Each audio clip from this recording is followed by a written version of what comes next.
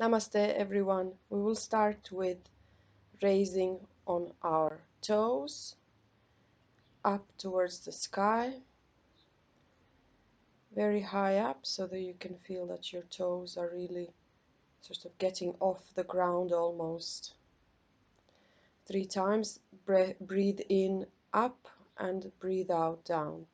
And then we're going to do the variation of that, which is with the exhale, you're going to lean first to the left and then inhale up towards the sky. It's very important to have the arms in the same level or the same line as the ears. And of course, you're not going to bend your lumbar spine, you're just going to bend your um, shoulders and arms. So inhale up and exhale to the side. And then we're going to step aside, so spread your feet and do a little bit of the waist rotation. So your whole torso is gonna go with the inhale to the side and exhale to the front and inhale. So these are 3 variations how you're gonna do it, but this is just the preparation. And if you do have some problems with the lumbar spine, sacrum, or any kind of spinal injuries, don't do this one completely. So you can just be half rotating in the front. When you raise, so your spine is going to be straight, you're going to be looking at the sky. You can sort of relax the whole spine, let the gravity take you, press your knees and looking up, just spread the whole body towards the sky. The next one will be the bow and arrow. The feet are parallel and then we just open one foot 45 degrees. The hand, the arm is going to be um, faced towards that as well as the gaze. So you're going to be opening the bow in the direction of the open foot, and please mind the elbows. The elbows are preferably above the shoulders, and you're gazing, you're looking at the hand. So you're going to stay here at least 5 breaths. The best thing to do is 10 breaths. I'm just doing this um, quickly. So now it's the other one, the other foot open, 45 degrees. You're spreading it with the inhale and you're staying here for 5 breaths. With each inhale, try to really raise the back elbow even more and open your chest and your shoulders even more. And with the exhale, you're going to release the arrow, and with the next exhale, you're going to release the bow as well. And then you're going to come back. Next one, you're going to intertwine your fingers in the back. We're going to do the 2-angle pose.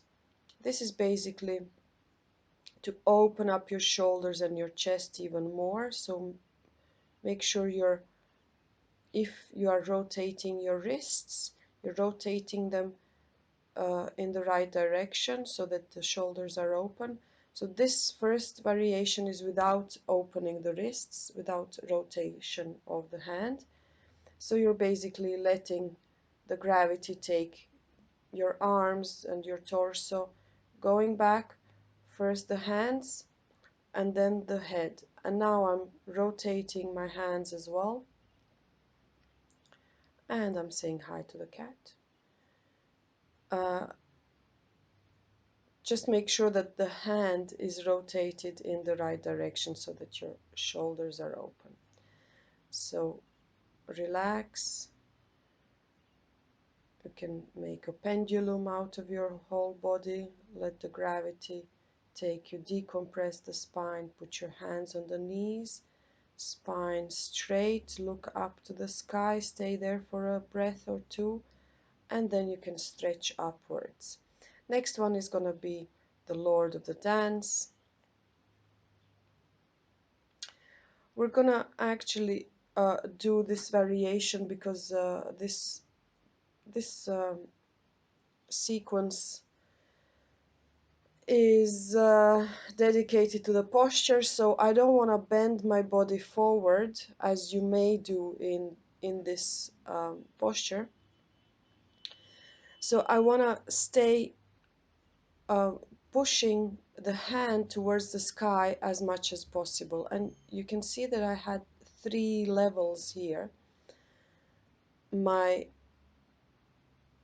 heel is active and it's pushing towards the sky, as well as the heel of the palm of the hand, so that the whole body from the heel to the hand is diagonally stretched, and I'm pressing the heel towards the sky, activating my glutes. I'm trying not to bend forward, and I'm trying not to open my knee and the hip. I want to be in the same line. So you can go down to your mat.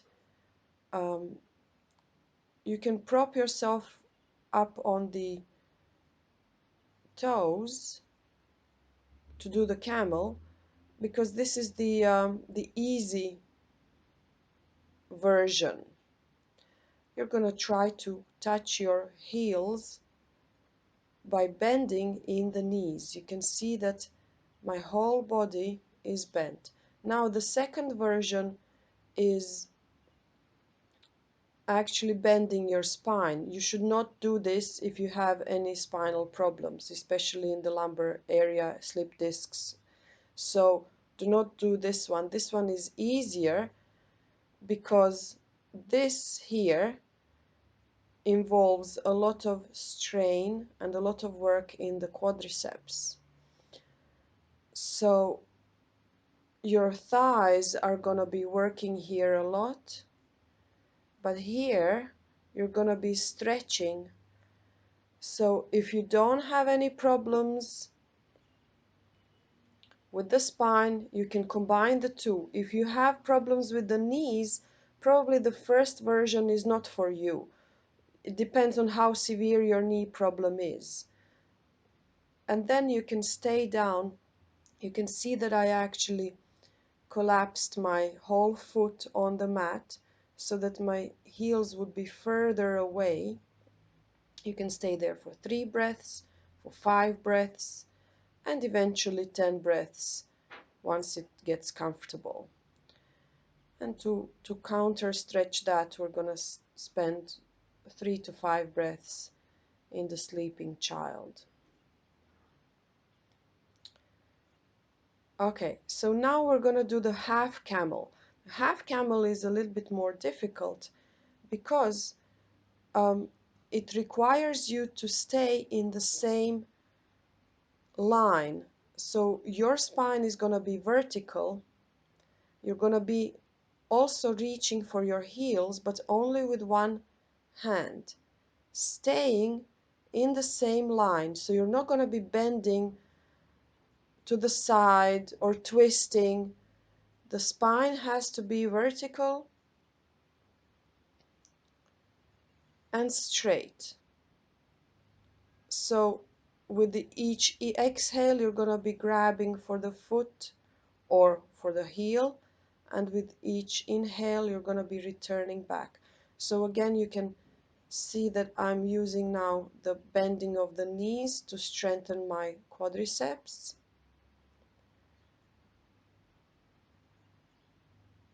And then I can sort of relax. So now we're going to lie down on our belly. We're going to grab our ankles. If you cannot grab your ankles, you can just touch your heels maybe, or use some kind of a belt.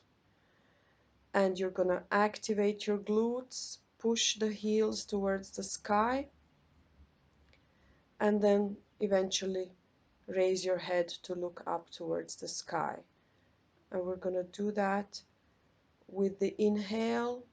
We're gonna look up towards the sky and exhale down, relax. Inhale up towards the sky, exhale down and relax. It's very important to keep the heels active. The next one is going to be the bridge. You can choose where to place the feet. You can grab your ankles if that's possible. If not, you can just spread your feet wherever they may be. What is important is to activate the glutes, to raise the pelvis, but your shoulders are still on the ground. So you can stay here for 5 breaths, for example. The breathing is always through the nose and diaphragmatic. So I'm exhaling on the way up and I'm inhaling on the way down. And you can also say ah. Instead of the exhale, you say ah on the way up.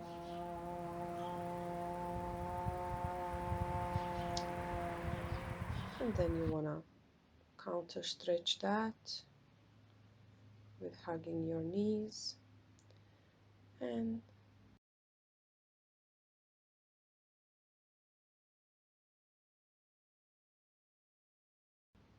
change the posture.